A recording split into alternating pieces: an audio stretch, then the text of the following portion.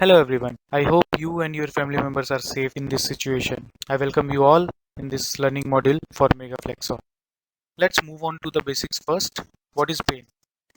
As per the International Association for the Study of Pain, its widely used definition is an unpleasant sensory and emotional experience associated with actual or potential tissue damage, or described in terms of such damage. In a layman's term, if I describe, it's a feeling, it's an emotional experience or unpleasant feeling or sensory feeling which basically occurs because of some tissue damage or injury. In medical diagnosis, pain is regarded as a symptom of an underlying condition. So as you know, pain can be underlying condition for many of the diseases like cancer, arthritis, etc. Moving on to the bifurcation of pain. Pain is divided into two types of pain. One is acute pain and another is chronic pain. Acute pain is that pain which comes suddenly and is caused by something specific. It might be because of some injury, it might be a surgical pain, it might be a burn or cut, and this kind of pain usually does not last longer. It might be for few days only. Coming to another type of pain, which is chronic pain. Chronic pain lasts week to years. Maybe it may last up to 5 years also. This kind of pain is caused by inflammation or maybe because of dysfunctional nerves. So the example under this kind of pain is neurological pain, arthritis, cancer pain, etc. So there is a pain scale for measuring the severity of pain. WHO has given this pain scale. You can see there are phases over this pain scale, and this pain scale is from 0 to 10. At 0 we can say there is no pain. From 0 to 3 it's mild, then 3 to 5 it's moderate, then 6 to 8 it's severe, and from 8 onwards it's very severe or worst way. Pain pathway. Pain pathway are divided into two parts. One is peripheral pathway, which involves local pain and inflammation, and another type of pathway is central pathway. Central pathway has again two types. One is ascending pathway and another is descending pathway. We'll further get into more explanation of this in upcoming slides. Central pain pathway. Central pain pathway, as I have already described, that it has two types of pathway. One is ascending and another is descending. So ascending pathway, why it is known as ascending pathway? Because from the site of pain, the pain signals are transmitted to spinal cord and further to brain. It carries the pain signal forward towards brain, from the site of pain to brain. Descending pathway is also known as inhibitory pathway or inhibition pathway because it also reduces the pain intensity of ascending pathway, or in a way we can say it blocks the ascending pathway. In the descending pathway, signals are transmitted from brain to spinal cord, and brain tries to modulate the pain. It inhibits the pain signal progress. Neurotransmitters are very important for our body. Neurotransmitters are basically endogenous chemicals that enable neurotransmission. They are a type of chemical messenger which transmits signal across a chemical synapse from one neuron to another neuron. Now, in a layman's term, if I want to describe this neurotransmitter, then these are the chemical agents which help in transmitting the signal from one neuron to another neuron, and the space between one neuron to another neuron is known as synapse or synaptic cleft. Neurotransmitters, as I have described earlier also, they are chemical agents which helps in transmitting the messages or signals from one neuron to another neuron. So there are two types of neurotransmitters. One is pain initiators or excitatory transmitters, and another type of transmitters are known as pain inhibitors or inhibitory transmitters. These excitatory transmitters or pain initiators, they transmit pain signals to brain. We can also say that these are the neurotransmitters which basically helps in transmitting the ascending pathway from site to brain. Pain inhibitors or inhibitory neurotransmitters transmit pain inhibition signal from brain. As I have already described in the earlier slide, that in descending pathway the signals are carried from brain to spinal cord. So these are the neurotransmitters. These inhibitory transmitters particularly help in transmitting the transmission from the brain to spinal cord in the descending path.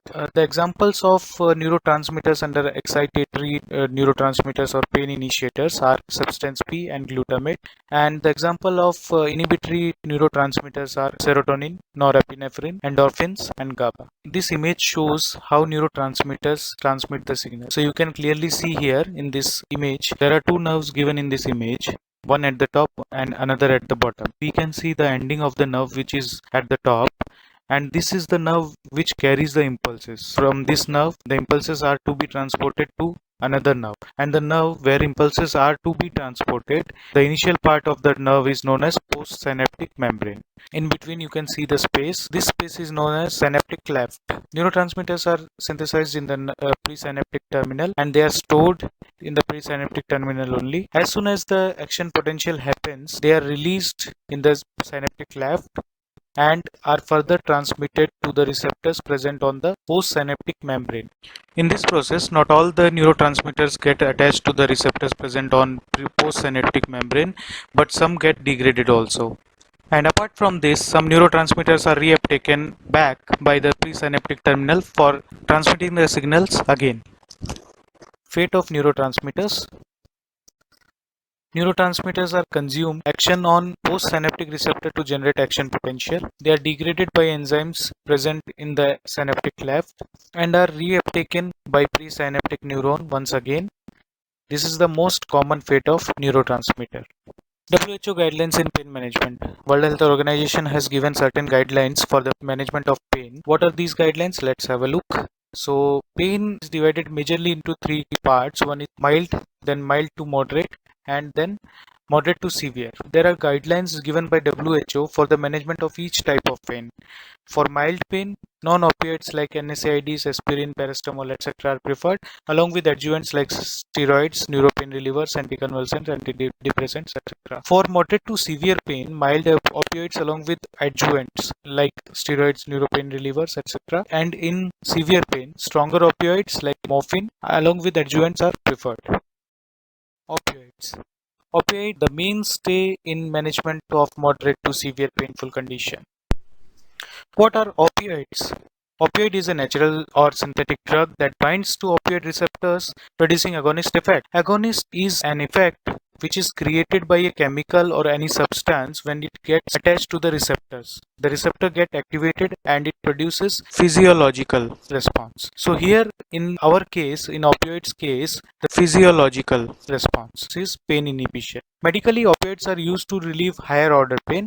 And the example of natural opioid is morphine. Synthetic opioids includes codeine, tapentadol, and tramadol. Opioids act on central nervous system by stimulating opioid receptors. Now let's move on to the mechanism of action at spinal cord. How opioids act. So opioids like morphine binds to opioid receptors like mu receptors, which in turn inhibits the release of excitatory neurotransmitters like substance P and glutamate, and thereby inhibiting the pain signal. So as I have explained earlier also, that excitatory neurotransmitters are those neurotransmitters which basically transmit pain signals from the site of pain to spinal cord and further to brain.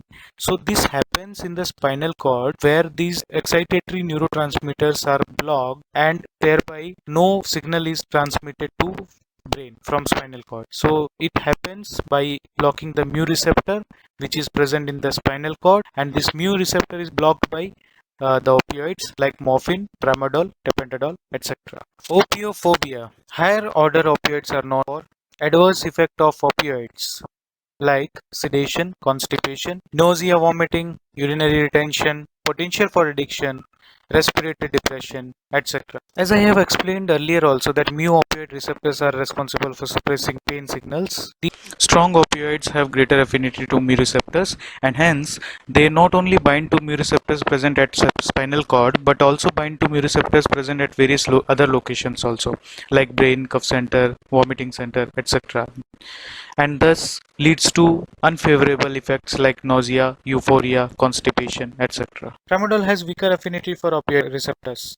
Tramadol binds only to mu receptor, that too with 4000 folds lesser affinity than morphine. Therefore, tramadol is free from classical opioid side effects. For the management of moderate to severe pain, presenting Megaflexon. Megaflexon multimodal powerful analgesic offers enhanced, fast, sustainable analgesic. Though weaker than morphine, but tramadol yields reliable analgesia. It has dual mode of action, and this dual mode of action makes it a strong analgesic. So the opioid action in tramadol is towards mu receptor. It has an agonist activity on mu receptor, and norepinephrine and serotonin reuptake inhibitor also.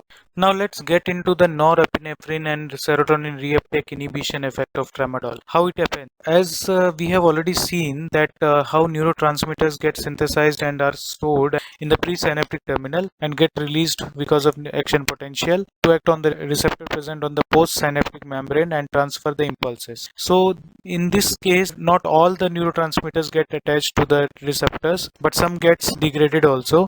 And apart from these degraded neurotransmitters, some other neurotransmitters are reuptaken by the presynaptic terminal and get stored for further action. Now in this case, what happens? Tramadol blocks the reuptake of these norepinephrine and serotonin neurotransmitters. And as these neurotransmitters are inhibitory neurotransmitters, they remain on the synaptic left for longer, and the inhibition action remains for a longer duration. Due to the inhibition of reuptake, serotonin and norepinephrine continue to stay in synaptic left for longer duration and continue to inhibit the action of excitatory neurotransmitter, and thereby they ensures greater pain relief. The summary of dual mode of action is first, it inhibits the excitatory neurotransmitters like substance P and glutamate, and second, tramadol inhibits reuptake of inhibitory neurotransmitters like serotonin and norepinephrine and thereby augments their actions. Because of this dual mode of action, tramadol has higher analgesia. Paracetamol.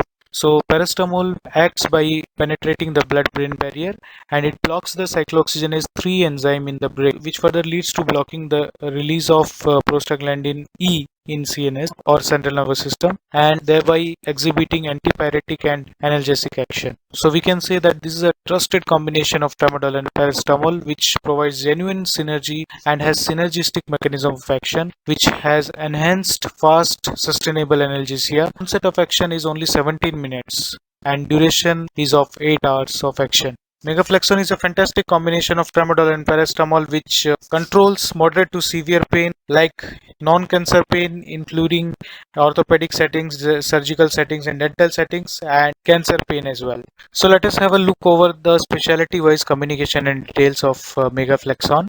First is orthopedic page. The opening page is common for all, and the opening page goes on like this: ensure pain control in patients controlled by pain. Prescribe Megaflexon. In musculoskeletal trauma or osteoarthritic flare-ups, post-operative pain, acute spondylosis, and acute low back pain, prescribe Megaflexon. Megaflexon is mega analgesic power teamed up with safety. It relieves severe flare-up pain. Post-surgery complements IV analgesic and offers NSAID sparing in GI, hepatic, and renal impairment. This is a GP page. So GP page, we have only single page. Ensure pain control in patients controlled by pain in osteoarthritic flare-up, acute neck and shoulder pain, acute spondylosis, acute low back pain, prescribe Megaflexon. The indications remain same. We have just clubbed the two pages into one here. This is the page for surgeons where we have changed the indications to post-surgery acute pain, musculoskeletal trauma, post anesthesia severe pain. Then this is the dental page, and again in dental page we have kept the dental indications: impacted third molar surgery, acute dental pain, dental surgical trauma. These are the major indications for dental page. Now let us see the recommendations for special population. Tramadol has certain advantages as well as certain limitations and contraindications. Now let us see what advantages and limitations does it offer in certain special populations. Number one, renal impaired patients. In renal impaired patients, no dosage adjustment is required in mild to moderate cases, whereas in moderate to severe cases, it should be given with caution or dosage adjustment is required. In hepatic impaired patients, mild to moderate cases, again no dosage adjustment is required, whereas in moderate to severe cases, it should be given with caution. In cardiac patients, it does not prolong the QC-QT intervals, and therefore it is considered to be safer. However, it should be given with caution. In patients having GI troubles, it can be given to those patients who have been barred with NSAIDs. The dosage for Megaflexon is 1 tablet to be taken twice or thrice daily as recommended by the physician. It is not recommended in nursing mothers as safety in infants and newborns have not been established. So it falls under the pregnancy category C, and it is not recommended for pregnant women. And we have reached to the end of the learning module. A great philosopher has ever said, aim for the moon. If you miss, you will land at least a star. So aim higher and let us aim for 300 units as soon as this lockdown ends for Megaflexon. Thank you very much. I wish you all the best for the questionnaire. Prepare well, do well, and stay safe. Thank you very much.